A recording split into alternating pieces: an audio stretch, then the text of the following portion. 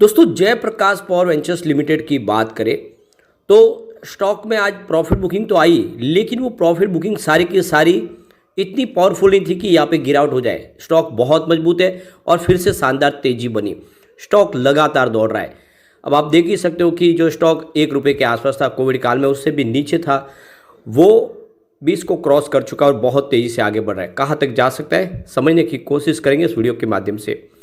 JP power के अंदर क्या पॉजिटिव पहलू है और क्या इसके नेगेटिव पहलू, उसको अच्छे से समझेंगे, जिससे आपको ये यकीन हो जाएगा कि वाकई में क्या इस पेनी स्टॉक में निवेश करना चाहिए और जो डील हो रही है वो क्या इशारा करिए, बड़े फंड हाउस का रुझान क्या है स्टॉक को लेकर, वो भी जानेंगे इस वीडियो के माध्यम से।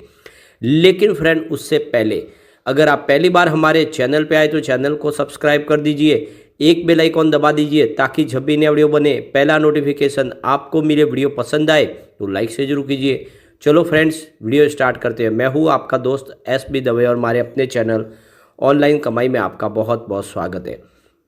तो सबसे पहले BSE सेंसेक्स की बात कर ले तो आज 71,428 के स्तर पे क्लोजिंग देखी है, जहाँ पे 723 पॉइंट की काफ़ी बड़ी गिरावट हुई, यानी 1% की गिरावट हुई है BSE सेंसेक्स में।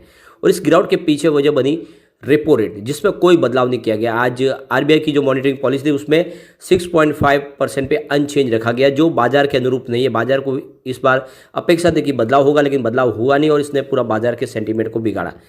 अब यहाँ पे गिरावट के पीछे जो रीज़न रहा, देखिए FI की बिकवाली।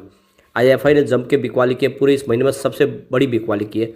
आज 16,248 करोड़ का उन्होंने नया फ्रेश इन्वेस्टमेंट किया, लेकिन सामने 21,182 करोड़ की भारी भरकम बिकवाली कर दी। आज उन्होंने 7,933 करोड़ की बहुत बड़ी बिकवाली की है। वैसे कल भी उन्होंने बिकवाली की थी करीब 1,691 करोड़ की, और पिछले 2 ट्रेडिंग सेशन से ही बहुत भारी बिकवाली की है। अभी तक इस महीने में उन्होंने 7,822 करोड़ का अपना माल बेच दिया। तो इस महीने में प्योरली बिकवाल बने हुए। FI की तरफ से बाजार को सपोर्ट नहीं मिल रहा है और इस वजह से मैं थोड़ा बाजार का सेंटीमेंट बिगड़ा है। लेकिन आज इस गिरावट में DI ने काफ़ी अच्छी खरीदारी की, जम के खरीदारी की। आज देख सकते हो DI ने 17,291 करोड़ का फ्रेश इन्वेस्टमेंट किया, सामने 11,779 करोड़ की बिकवाली की है। तो आज 5,512 करोड़ का जबरदस्त इन्वेस्टमेंट हुआ है। बड़ी गिरावट के मौके पे भी आज DI ने बाजार को नहीं छोड़ा, बल्कि उन्होंने जम के खरीदारी की है और इस महीने में 9,083 करोड़ की उन्होंने अभी तक खरीदारी कर ली है। तो DI का पूरा बाजार को साथ मिल रहा है और इस वजह से माहौल अभी पॉजिटिव बना हुआ है।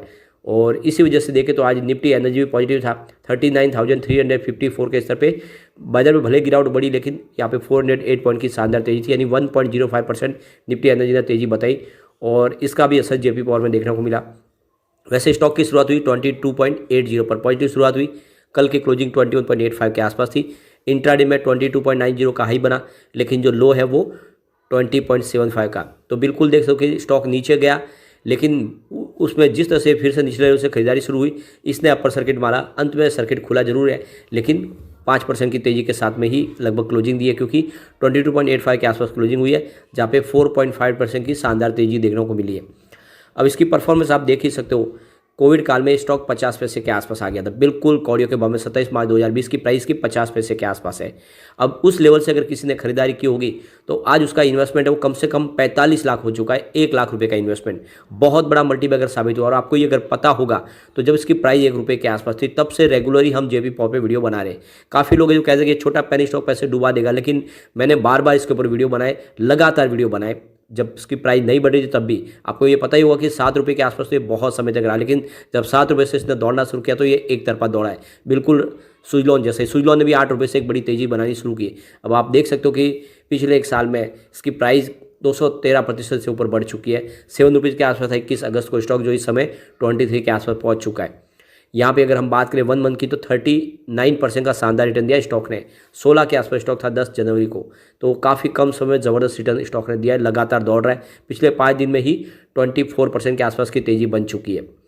अब यहाँ पे इसकी परफॉर्मेंस देखें तो इंट्राडे का लो 20.75 का, लेकिन हाई 22.90 का है, जो बिल्कुल एक फ्रेश हाई बने, एक नया इतिहास रचा है स्टॉक ने आज। 52 वीक का लो रेंज 5.15, लेकिन हाई 22.90 का है। ऑल टाइम लो रेंज इसकी 35 पैसे की है, लेकिन हाई 143 के, जो 2008 के पहले थी। अभी इंतजार लोगों को ये है कि क्या इस लेवल को फिर से टच करेगा, तो संभावना बहुत ज़्यादा पॉजिटिव और इससे ऊपर भी जा सकता है, क्योंकि जिस तरह से इलेक्ट्रिसिटी कंजम्पशन बढ़ रहा है उसको पूरा करने में थर्मल पावर प्लांट का ही योगदान होगा, क्योंकि अभी भी कम से कम 73% थर्मल पावर प्लांट के माध्यम से ही बिजली की जरूरत को पूरा किया जा रहा है और आने वाले समय भी इसकी कैपेसिटी को और बढ़ाया जा रहा है। तो कुल मिला के संभावना पॉजिटिव है। वॉल्यूम बहुत ज़बरदस्त है। पिछले एक महीने पहले इसका 14 करोड़ का वॉल्यूम था। 6 करोड़ की डिलीवरी उठाई गई थी 1 वीक पहले। 21 करोड़ का वॉल्यूम था। 9 करोड़ की डिलीवरी उठाई गई थी। कल 41 करोड़ का ज़बरदस्त वॉल्यूम था। 14 करोड़ की डिलीवरी उठाई गई थी और आज भी 41 करोड़ का ज़बरदस्त वॉल्यूम हुआ है। अब इसकी परफॉर्मेंस देख ही सकते। 2 फरवरी को स्टॉक 19 के आसपास है, जहाँ पे 4.7% की तेजी बनी। 5 फरवरी को 19.90 के आसपास है, जहाँ पे 4.7% की फिर से तेजी बनी।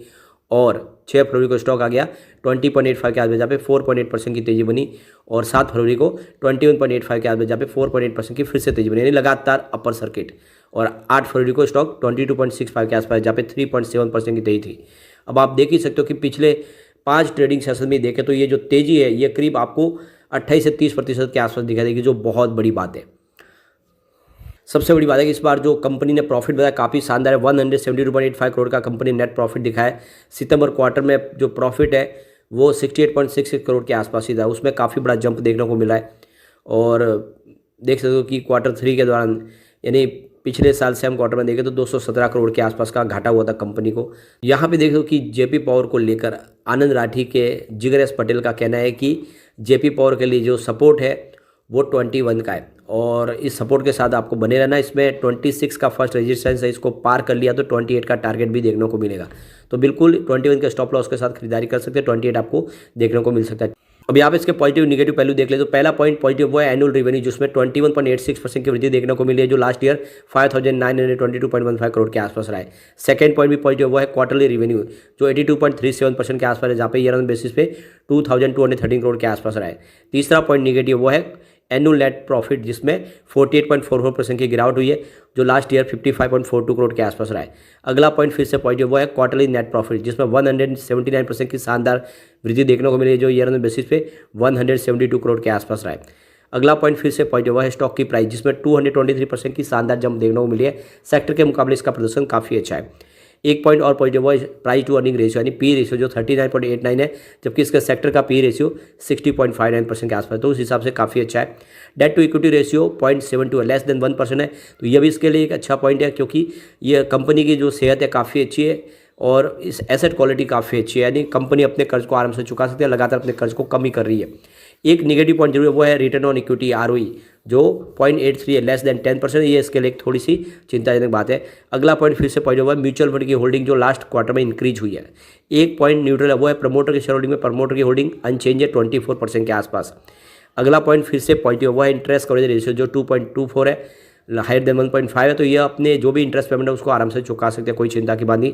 एक पॉइंट निगेटिव है, वो है प्रमोटर गिरवी शेयर, जो इस समय 79% के आसपास है, तो ये एक निगेटिव। दो निगेटिव, यहाँ पे टोटल 3 निगेटिव पॉइंट है, लेकिन अगर हम पॉजिटिव पॉइंट की बात करें तो वो आपको यहाँ पे टोटल 8 दिखाई देंगे। तो पलड़ा जो भारी है वो आप देख सकते हो कि बिल्कुल यहाँ पे पॉजिटिव पॉइंट का है। ऐसे में लॉन्ग टर्म का लेकर निवेश आपको करना चाहिए। आने वाले समय में आपको जेपी पावर मालामाल कर देगा। कुछ डील की तरफ चलते, सुबह 9:41 पर 20.75 की प्राइस से 22,55,000 शेयरों की बिकवाली हुई, तो फिर 9:42 पर 21.75 की प्राइस से 13,20,000 शेयरों की खरीदारी हुई। फिर 9:44 पर 21.85 की प्राइस से 17,45,000 शेयरों की एक बड़ी खरीदारी और हुई। तो फिर 10:49 पर 20.90 की प्राइस से 91 लाख शेयरों की बम्पर बिकवाली और इसी वजह से शेयर की प्राइस नीचे आई।